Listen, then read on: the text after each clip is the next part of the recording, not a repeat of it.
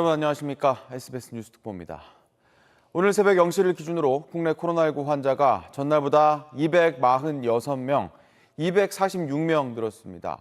그제 279명에서 어제 197명으로 다소 줄어드나 싶더니 다시 200명대 중반으로 신규 확진자가 늘어났습니다. 지난 13일 이후 따져보면 신규 확진자가 1000명에 육박합니다. 어제 246명 가운데 해외 유입 사례는 11명으로 나머지 235명이 지역 발생 감염이었습니다. 서울이 131명으로 가장 많았고 경기가 52명, 인천 18명으로 수도권에서만 201명이 나왔습니다. 정부 오전 발표 먼저 들어보겠습니다. 8월 18일 화요일 정례브리핑을 시작하겠습니다. 8월 18일 0시 기준 국내 발생 신규 환자는 235명으로 환자 발생 수가 나흘 연속 세 자릿수를 기록하고 있습니다. 이 가운데 서울 131명, 경기 52명으로 서울 경기의 신규 확진자가 183명으로 확산세가 가라앉지 않고 있습니다. 일부 교회에서 발생한 감염이 다른 교회들과 의료기관, 콜센터 등 여러 곳으로 확산되는 양상을 나타내고 있어 수도권은 대규모 재유행의 초기 단계가 진행되고 있습니다. 특히 가장 큰 규모의 집단 감염 사례이자 추가 노출로 인한 확산 위험도가 매우 높은 사랑제일교회에 대해 정부는 신속한 역학조사와 격리, 광범위한 검사에 최선을 다하고 있습니다. 8월 18일 0시 기준으로 명단을 확보한 4천여 명의 교인 가운데 3,200여 명에 대하여 격리 조치하였으며 2,500여 명에 대해 검사를 실시하였습니다. 검사를 받은 2,500여 명 가운데 현재까지 양성으로 확진된 분은 383명으로 양성률이 15% 수준으로 매우 높아 신속한 검사와 격리가 필요합니다. 그러나 연락처와 거주지가 확인되지 않은 590여 명과 연락이 닿지 않는 200여 명 등 총 800여 명에 대한 검사와 격리가 어려운 상황입니다. 정부는 경찰청의 협조를 받아 이분들의 소재를 확인하고 있으며 지속적인 연락을 통해 즉시 검사를 받고 격리 조치가 되도록 할 것입니다. 교인들께서는 본인과 가족, 이웃 모두의 생명과 안전을 보호하기 위해 스스로 격리와 검사를 받아주실 것을 당부드립니다.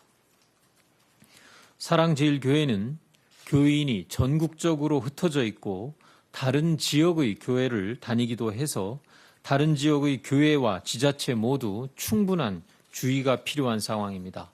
특히 다른 지역으로 추가 전파된 사례가 지금까지 75건 확인되고 있으며 정부는 현재까지 확보한 교인의 명단을 각 지자체별로 통보해서 추가적인 확산을 차단하고자 총력을 기울이고 있습니다. 개신교계에서 그간 협조해 주신 데에 더하여 어제 성명을 발표하여 정부의 방역 조치에 대한 최대한의 협력을 당부해 주신 점에 대하여 거듭 감사드립니다. 정부는 교계와 계속 협의하면서 비대면, 온라인 예배 등 교회 내의 방역을 강화할 수 있는 다양한 방안들을 강구해 나가겠습니다. 한편 사랑제일교회와 관련한 확진자 가운데 8월 8일 토요일 경복궁 인근의 집회와 8월 15일 광화문에서의 집회에 현재까지 최소 10명의 참석이 확인되었으며 집회에서의 접촉으로 인한 추가적인 감염 확산이 매우 우려되는 상황입니다. 이에 따라 앞서 말씀드린 8월 15일과 15일 서울에서의 집회에 참석하신 분들은 증상과 관계없이 즉시 가까운 선별진료소를 찾아 검사를 받도록 요청드립니다. 서울과 경기 지역의 환자가 늘어나는 것에 대비해 정부는 이미 수도권 공동대응 체계를 가동하고 있으며 병상을 선제적으로 준비하고 있습니다. 수도권의 중환자 치료병상 가운데 입원 가능한 병상은 85개이며 가동률 58.1%로 아직은 여유가 있으나 중환자의 증가에 대비하여 일반 병상에 중환자 장비를 지원하는 등 병상의 추가 확보를 진행하고 있습니다. 수도권의 감염병 전담병원의 경우에도 8월 17일 기준으로 1,479개 병상 가운데 입원 가능한 병상은 660개 병상, 가동률은 55.4%로 수도권 지역의 전담병원을 재지정하고 추가 병상을 확보할 것입니다.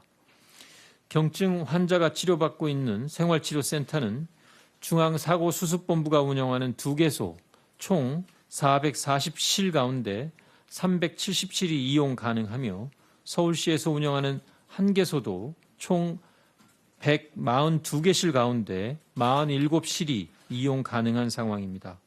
최근 환자의 증가세를 고려해서 서울시가 태릉선수촌에 추가 센터를 설치하고 내일 8월 19일부터 개소하며 중앙사고수습본부 역시 지자체 등과 협의하면서 추가적인 시설 설치를 미리 준비하고 있습니다. 정부는 이번 대응의 초기 단계부터 수도권 코로나19 현장 대응반을 통해 경증 환자는 생활치료센터로 입사하고 기존 환자도 중증도에 따라 전원되도록 조정하여 확보한 치료 병상들을 최대한 효율적으로 활용하겠습니다. 다음으로 의료계와의 협의 상황에 대하여 말씀드리겠습니다. 오늘 대한의사협회는 보건복지부 장관과 회동을 제안하였으며 같은 시간에 보건복지부도 의사협회에 진정성 있는 대화와 소통을 해나갈 것을 제안하였습니다. 무엇보다도 의사협회에서 정부와의 대화 의사를 제안한 것에 대하여 환영의 뜻을 밝힙니다.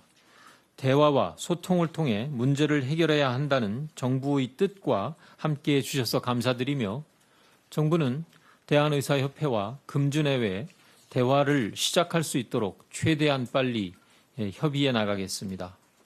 앞으로 정부는 진정성을 가지고 의료계와 대화를 해 나갈 것이며 여러 가지의 가능성을 열어놓고 논의할 계획입니다. 정부는 진지하고 성실한 자세로 의료계가 고민하는 문제를 합리적으로 해결할 수 있도록 최선의 노력을 다하겠습니다.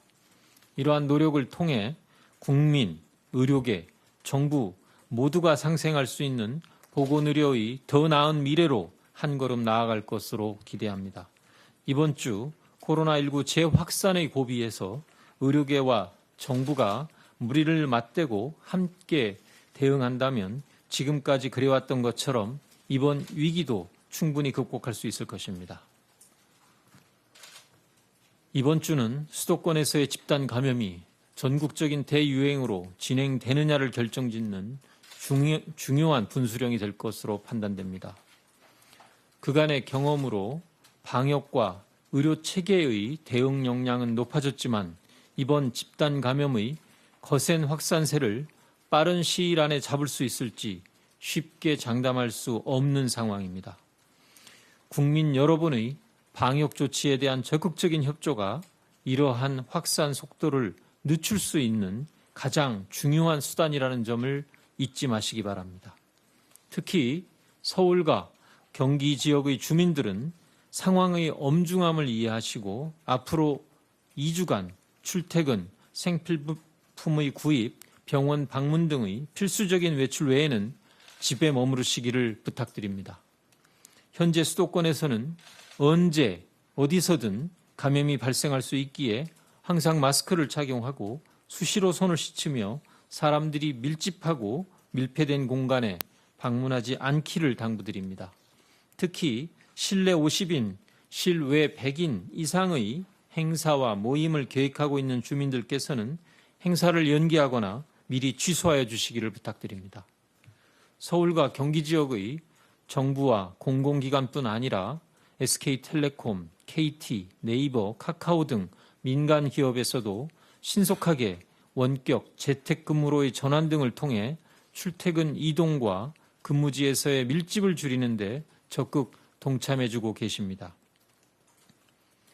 지금 우리는 신속하고 과감한 조치가 이루어지지 않으면 대규모 유행으로 번질 수 있는 엄중한 상황에 직면하고 있습니다. 정부는 모든 자원과 역량을 총동원하여 추가적인 감염 확산을 막고 국민 여러분의 삶을 지킬 수 있도록 최선을 다하겠습니다. 국민 한 분 한 분이 방역의 최전선을 담당한다는 책임감을 가지고 정부와 함께 방역 사령관의 역할을 충실히 수행해 주시길 부탁드립니다. 그동안 우리는 여러 차례의 위기를 맞으면서 때론 힘들고 어려웠지만 협력과 지혜로 이를 잘 극복한 경험을 공유하고 있습니다. 국민 여러분과 함께 이번 위기를 잘 극복해내는 대한민국의 힘을 보여줄 때입니다. 감사합니다. 네, 어제 하루 국내 코로나19 신규 환자가 246명 나왔고 서울 등 수도권에서만 200명이 넘었다는 내용과 함께 정부 발표 들어보셨습니다. 수도권이 제2 대유행의 초기 단계에 접어든 걸로 보인다고 보건당국이 밝혔습니다. 본인과 가족의 건강을 위해 마스크 잘 착용하시고 개인 방역에 더 신경 써주시길 당부드립니다. 화요일 오전 뉴스 특보 마치겠습니다. 고맙습니다.